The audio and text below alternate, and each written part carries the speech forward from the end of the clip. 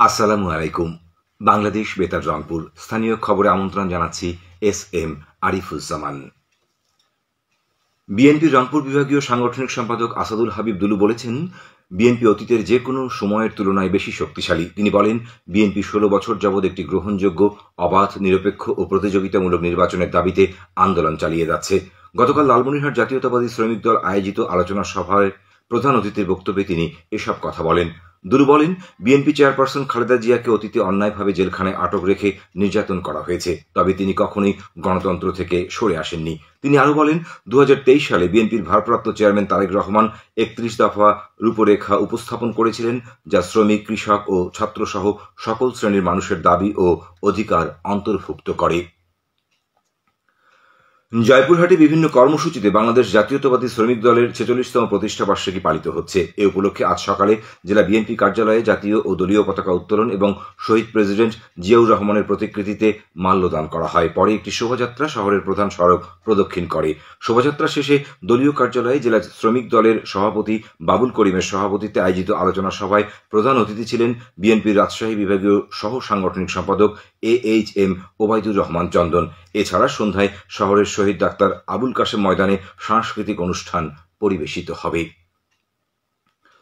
Rangpur art একাডেমির রজত জয়ন্তী উপলক্ষে শিল্পকলা একাডেমি মিলনায়তনে গতকাল গুণীজন সম্বর্ধনা, পুরস্কার বিতরণ ও সাংস্কৃতিক অনুষ্ঠানের আয়োজন করা হয়। রংপুর মহানগর বিএনপির সদস্য সচিব অ্যাডভোকেট মাহফুজুন নবী ডন এতে প্রধান অতিথি ছিলেন।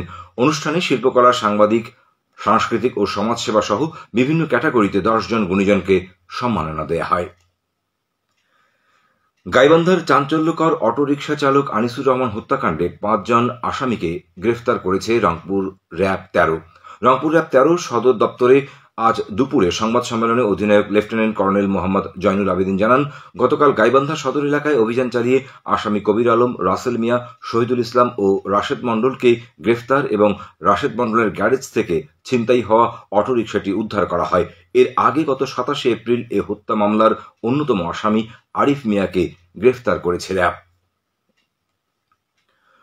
কুড়িগ্রামের রাজারহাট উপজেলায় জাকাত ফাউন্ডেশনের উদ্যোগে ছাগল বিতরণ করা হয়েছে। এ উপলক্ষে গতকাল রাজারহাট পাইলট উচ্চ বিদ্যালয় মাঠে আয়োজিত অনুষ্ঠানে অসহায়, দরিদ্র ও বিধবা নারীদের মধ্যে বিনামূল্যে 2 শতাধিক ছাগল বিতরণ করা হয়। এ সময় অন্যান্যের মধ্যে সাবেক অর্থ সচিব মাহবুবুল হক, অতিরিক্ত ডেপুটি কমিশনার মোহাম্মদ আসাদুজ্জামান ও উপজেলা নির্বাহী অফিসার আল ইমরান উপস্থিত ছিলেন। গাইবান্ধার গোবিন্দগঞ্জ উপজেলার সাপমারা ইউনিয়নের সাহেবগঞ্জ মেরি এলাকায় করতোয়া নদী থেকে অবৈধভাবে বালু উত্তোলন বন্ধে যৌথ বাহিনীর অভিযান পরিচালনা করা হয়েছে।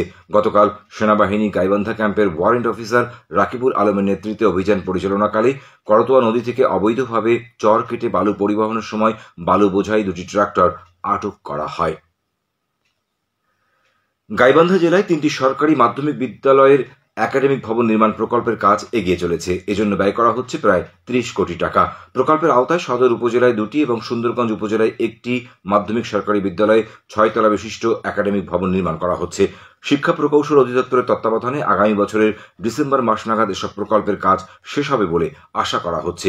এদিকে পল্লী সড়ক রক্ষণাবেক্ষণ প্রকল্পের আওতায় কুড়িগ্রামের চিলমারিতে 10 কোটির বেশি টাকা ব্যয়ে 2টি সড়ক উন্নয়ন কাজ এগিয়ে চলেছে। প্রকল্পের আওতায় চিলমারি উপজেলা হেডকোয়ার্টার থেকে 5 পীর জিসি সড়ক এবং চিলমারি উপজেলা হেডকোয়ার্টার থেকে পীরগঞ্জ জিসি সড়কের উন্নয়ন কাজ করা হচ্ছে। স্থানীয় সরকার প্রকৌশল অধিদপ্তরের তত্ত্বাবধানে আগামী বছরের জুন মাস নাগাদ এসব প্রকল্পের কাজ শেষ হওয়ার কথা রয়েছে। এখন শুনুন কৃষি সংবাদ।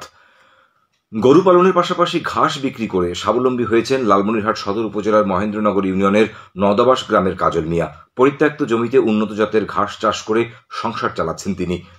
কাজল মিয়া জানান, প্রতিদিন সকালে ঘাস কেটে ভ্যানে করে সদরের বড়বাড়ি বাজারে নিয়ে বিক্রি করে 1200 থেকে 1500 টাকা উপার্জন করি। আগে অল্প মজুরিতে দিন মজুরি করতাম, তখন সংসার চালানো কষ্টকর ছিল। এখন নিজের জমিতে ঘাস চাষ করে ঘরে বসে আয় করছি। ঘাস বিক্রির পাশাপাশি তিনি কয়েকটি গরুও পালন করছেন, যা তার আয়ের আরেকটি উৎস। জেলা কৃষি সম্প্রসারণ অধিদপ্তরের উপপরিচালক ডক্টর মোহাম্মদ শাইখুল আরিফিন জানান, বর্ষা মৌসুমে গবাদি পশুর খাদ্য সংকট দেখা দিলে এই ঘাস গুরুত্বপূর্ণ ভূমিকা রাখে। ঘাস চাষে আগ্রহীদের আমরা সব ধরনের পরামর্শ ও সহযোগিতা দিয়ে যাচ্ছি। সবশেষে আবহাওয়া। আজ সন্ধ্যে 6টা পর্যন্ত পূর্বাভাসে বলা হয়েছে, দেশের অভ্যন্তরীণ নদীবন্দরগুলোর জন্য কোনো সতর্কবাণী নেই এবং কোনো সংকেত দেখাতে হবে না। খবর শেষ হলো। আমাদের পরবর্তী স্থানীয় খবর প্রচারিত হবে সন্ধে 7টায়।